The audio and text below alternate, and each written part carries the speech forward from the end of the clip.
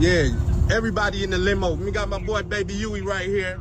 Tell him about the limo, Uiie. Yesterday morning, a man killed in South L.A. on Halloween night is the son of a former rap executive and alleged former gang leader. 34-year-old Jabari Henley is the son of Eugene Henley, better known as Big U. He gonna keep that secret just between me and him. What was supposed to be a night of fun in South Los Angeles ended in tragedy.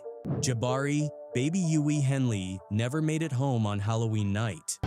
69th and Fig, this guy just got shot and killed. The 34-year-old son of the well-known and jailed Eugene Big U Henley was shot outside a smoke shop on 69th and Figueroa. A shaky cell phone video showed flashing lights, officers trying to save him, and the quiet moment a sheet covered his body. Police say Jabari was shot and killed near Figueroa and 69th Street after he walked up to a vehicle and someone inside opened fire before driving off. The clip spread fast, the streets were watching, and the feds were listening. That video was just the beginning. It was just after 11 p.m. on Halloween night when it all went down, shots fired near 69th and Figueroa, South Los Angeles. A regular night turned bad quickly. People in costumes, music from house parties echoing through the blocks, and that smoke shop still open late. Then, out of nowhere, gunfire broke the air. By the time LAPD pulled up, lights flashing across the street, it was chaos. A man lay on the ground, blood everywhere, people screaming but not moving. That man was Jabari Henley, known around South L.A. as Baby Uiie. Word is, Jabari had walked up to a car parked by the shop, quick words, nothing loud. Then the shots came. Fast, no argument, no warning. The car peeled off before anyone even caught the plates. Some said it was one shooter, others swore they saw two. Either way, everyone agreed Jabari didn't stand a chance. Cell phones were already out before the cops even stepped in. One clip showed officers trying to save him, chest compressions, shouts, sirens bouncing off the storefront windows. You could hear someone crying in the background. Then, silence. That kind of silence that freezes a block. One officer stood up slowly, shook his head, and stepped back. Another covered Jabari's body with a sheet. The crowd knew what that meant. That video hit the internet before midnight. Within hours, it was everywhere. TikTok, Instagram, Twitter, the blogs. It wasn't just another shooting in South Central. The name in the captions Baby Uiie had people double taking. Because anyone who knows LA knows that name wasn't regular. That name traces back to Eugene Big U Henley, the man who once held a lot of weight in these same streets. LAPD taped off the area, reporters showed up, and official statements stayed light. Male victim, 34 years old, shot outside a business. No suspects, no motive. But out here, we don't wait for press releases. The streets start piecing things together before the detectives even finish writing their reports.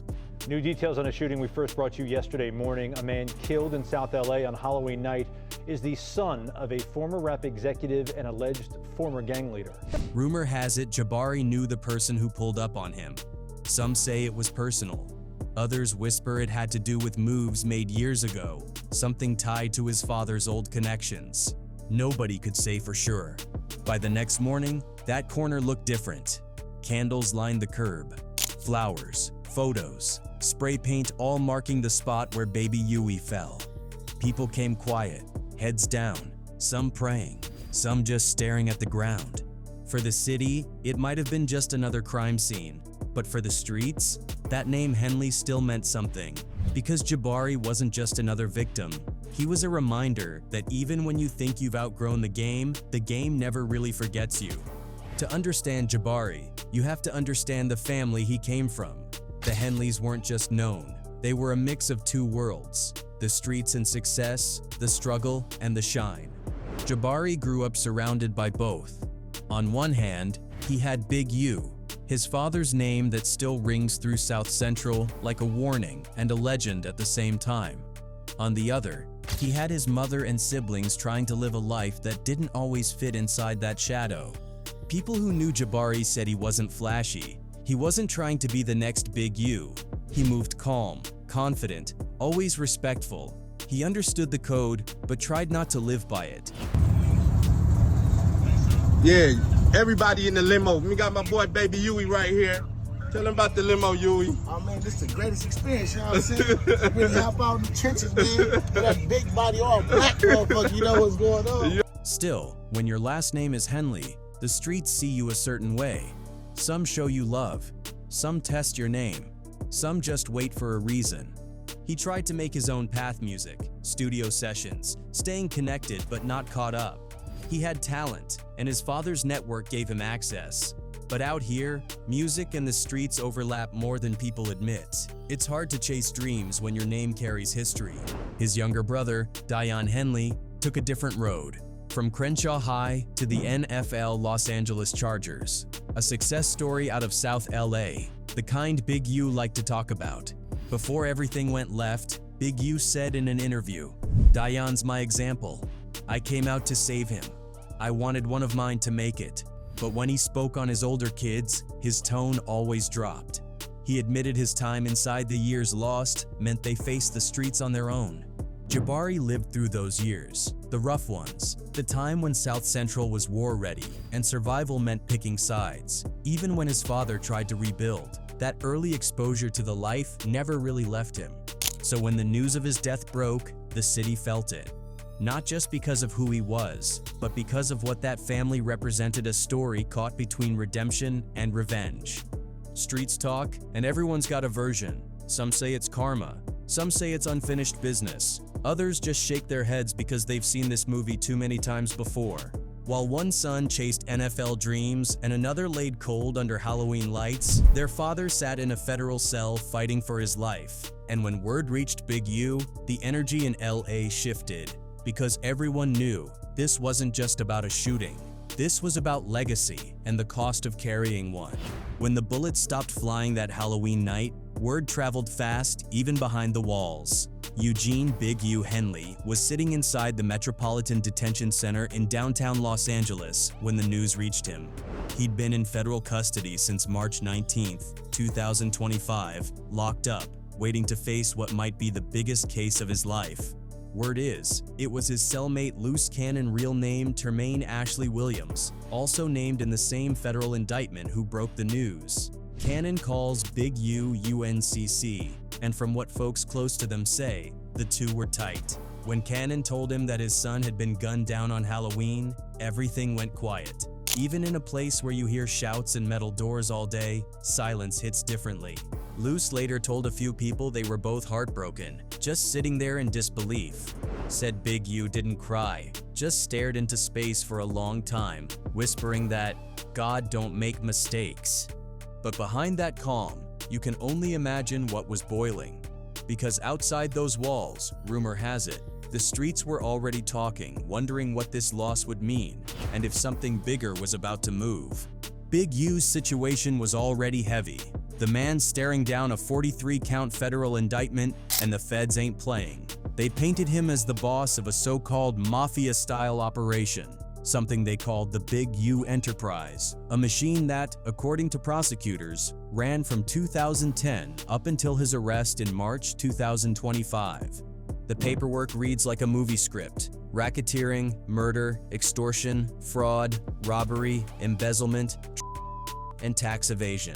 The government's saying he built power through fear, money, and muscle. Word in the legal world is even his lawyer tapped out. Arturo Hernandez, the man supposed to defend him, filed a motion to withdraw, saying communication was dead and trust was gone. Big U told the court he couldn't afford a new lawyer, said he might even represent himself if it came to that. Before he turned himself in, Big U went online, dropped a video saying the charges were garbage. It was all bull crap. I just need y'all prayers. I need y'all to...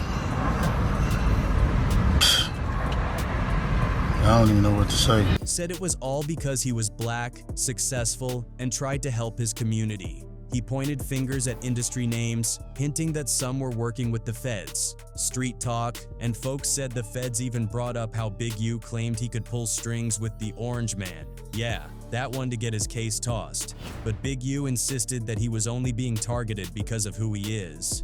I didn't manipulate nobody, I didn't steal nothing. We did PPP loans, we did 2 loans. and that's it, just like everybody else did. I didn't use no fraud, I didn't give none of fake names. Now, with his trial set for May 2026, he's got time and pressure closing in. But when that news hit his son, everything changed. People close to him say the man who once ruled whole blocks just sat there, head down, because for all the power, all the fear, all the money, he couldn't protect his own blood. And outside, the streets were whispering, if they can touch Big U's son, what does that say about who's really in control now? The paperwork on Big U's case reads like a blueprint, but if you've been around LA long enough, none of it sounds brand new. Street talk, and most already knew Big U moved differently. He wasn't just a street figure. He had ties in city offices, the music industry, and youth programs. The feds say that was the front. The Big U enterprise, they called it a network that blended community work with control, business with fear. According to the indictment, Big U used his rep as an OG from the rollin' 60s neighborhood Crips to keep people in line or in debt. The feds claim he turned legit-looking projects into ways to move money. They're saying his nonprofit, Developing Options, wasn't just about saving kids, it was about funneling cash. From 2018 to 2023, it reportedly got around $2.3 million in city money through LA's GRYD program, a fund meant for gang prevention. Word is, the government believes some of that money got rerouted straight into his personal accounts. Even donations from big names, folks like Draymond Green and Shaquille O'Neal, are mentioned in the filings. A nonprofit named Developing Options, which was set up to pull youth out of the gang life and promote anti-gang solutions. Yet Mr. Henley continued to personally orchestrate violent gang activity. Then there's the COVID loan hustle. Prosecutors claim Big U filed fake papers for his music label, Unique Music, saying he made $200,000 when the books showed he actually lost money. They say he used that to get federal pandemic relief. But what really turned heads were the extortion and check-in allegations. Anyone from out of town knows in LA, checking in isn't just a suggestion. The feds say Big U made it official that artists, athletes, and brands had to pay to move safe in the city. They even cited the clip from Hip Hop Uncovered, where Big U spoke about Quando Rondo, saying some people wait too long to make the right calls. And then there's the part that sounds straight out of a movie. A rigged dice game involving a boxer and NBA players. The feds allege Big U handled it himself, fixing the situation and collecting a $100,000 fee after telling his people to rough him up. The feds say Ray Sean, a young rapper signed to Big U's Unique Music, recorded a diss track aimed at him, with lyrics about getting shot in the face with a .38. After that, things turned dark. They claim Big U and a co-defendant drove Ray Sean out to North Las Vegas, shot him in the face multiple times, and left him near a Nevada landfill. But the streets whisper something colder, that Big U found out Ray Sean wasn't just his artist, he was his son's lover. If that's true, this wasn't business. It was personal, the kind of secret that ends in silence. Now they're saying, well, Big U's motive wasn't the rap song. It was that he found out that the rapper and his son, Dayon, were lovers. And he was scared that if this got out, he would be affected in the NFL. Now, there's a few key things. One, there's people that have came out in all sports. Authorities say Big U tried to cover it up by deleting footage, warning witnesses. Whether all that sticks or not, only time will tell. But after what happened to Baby Uiie, people can't help but wonder if this is just the feds doing what they do, or is someone making sure the whole Henley legacy burns from both sides, inside and out. They say pain runs deep in LA, but for Big U, it's generational. When Baby Uie's life got taken, the streets couldn't help but whisper that maybe, just maybe, this was karma coming full circle. Y'all want to sign too, Grimy? Look at these two dudes, Uiie and Nipsey Hussle. See, Big U ain't no regular name. He's been around too long, connected to too many stories that end in blood. The same man who once managed Corrupt and mentored Nipsey Hussle now sits behind bars while his own son ends up in another headline. And the irony? Some folks say it's like history repeating itself, only this time, the target was family. Back when Nipsey was alive, the bond between him and Big U was complicated. They started off as a tight mentor and protege, but somewhere along the line, it soured. Word on the block was it had to do with money, music, and respect. Nipsey had his own vision, and Big U still moved like the old days where hierarchy meant everything. Eugene Henley once managed Nipsey Hussle and is alleged to be the former leader of the Rollin' 60s Crips gang. One story that keeps coming up is about some studio equipment, something small that turned into something big. Nipsey allegedly called Big U out in a diss track, and the tension spilled out into the open. In Hip Hop Uncovered, Big U himself admitted there was discipline involved, that he tried to check Nipsey, but things went sideways when Black Sam stepped in. What came next was chaos, gunfire, heat, and a line drawn in the sand between family and the streets. LAPD logged it as another incident, but to those who know, it was a turning point. Then came the rumors, the kind that never die in Crenshaw. Some claimed Big U knew about Nipsey's hit before it happened. Co-defendant Loose Cannon even told folks that Big U had a heads up 30 minutes before. Nobody's proved it, but it stuck. And when Nipsey died, Big U's name kept getting dragged back into the light. What's your perspective on what his involvement could have been with the Nipsey situation? What do you think about that? He absolutely was involved in Nipsey's situation, and people, they don't want to say it, they're scared to say it. That's fine, I'll say it for you. He was involved with the Nipsey situation. Those whispers cost him more than reputation. Contracts dried up, deals vanished. Word is, Kanye West even backed out of a $3 million partnership. The community activist image crumbled overnight, and the line between mentor and menace blurred again. Now, with Baby Uiie gone, people can't help but connect the dots. Jabari was a rapper too young, hungry, and running in some of the same circles his father once dominated. His brother, Dion, had been close to Rayshawn Williams, the same Rayshawn the feds say Big U murdered. The web just keeps spinning. Some call it coincidence, others call it payback, but the timing is too tight, too cruel. Big U's empire is under federal fire, his family torn apart, and his name, once feared in the alleys of Crenshaw, is now whispered like a ghost. They say in LA, every loss comes with a lesson. For Big U, that lesson might be that the same streets that made you always come back for what they're owed. When the smoke cleared and Baby Uie's body hit the headlines, cops called it an active investigation. But the streets already had theories. Some said it was payback, others said it was personal, and a few? They said Jabari probably knew exactly who pulled that trigger. Inside the Metropolitan Detention Center, word hit Big U through Loose Cannon, the same man the feds listed as his right hand in that 43-count RICO case. Loose told him they'd get through it, that God don't make mistakes.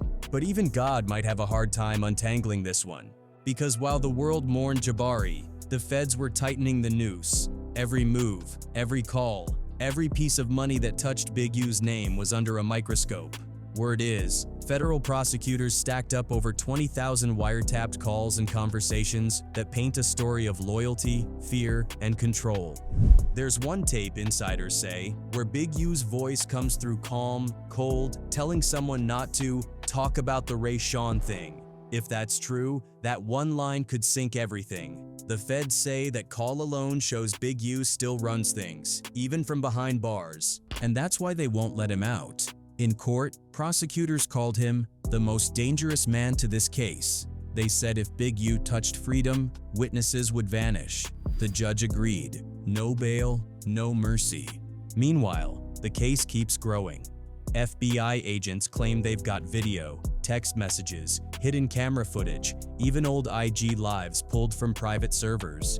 They're building what one agent called the most complete picture of a West Coast criminal enterprise since Death Row Records. But outside those walls, folks ain't so sure. They see a man who tried to clean up his image, started youth programs, mentored kids, worked with the city, and still got treated like the enemy. Some believe the government's out to make an example of him. Others say the streets finally caught up. As for Jabari's killer, no one's talking. LAPD says the motive's still unknown, but that doesn't mean the streets don't know something. Out there, silence is its own kind of language. The viral clip of Baby Uie's last moments, his voice, the flash, the chaos keeps replaying online.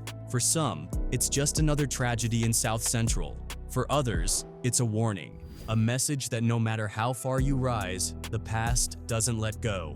Now, with his son gone and his trial set for May 2026, Big U faces the kind of reckoning even the streets can't spin. The empire's crumbling, the evidence is stacking, and the whispers about revenge, betrayal, and bloodlines just keep getting louder. Because out here in LA, the game doesn't end when the feds move in, it just changes who's left standing when the smoke clears.